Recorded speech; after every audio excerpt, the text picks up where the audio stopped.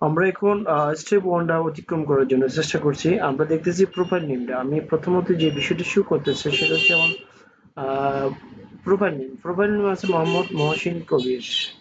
তারপর আমরা দেখে নিব আমাদের যে বার্থ ডেটটা আছে, সেই বার্থ ডেটটা কত আছে, হ্যাঁ?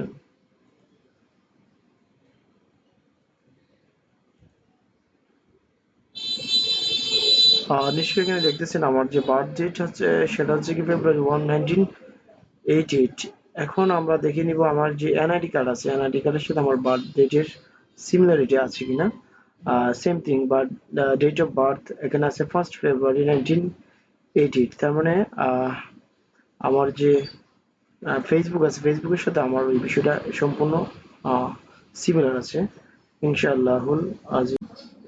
এখন আমরা দেখে নিব যে বিষয়টি হচ্ছে স্টেপ 1 এর বি। বিতে আছে যে টু ফ্যাক্টর অথেন্টিকেশন অন আছে কিনা সেই বিষয়টা আমরা একটু ভেরিফাই করে আসি। আহ, আমরা যদি দেখি এখানে টু ফ্যাক্টর অথেন্টিকেশন দেখে নিব।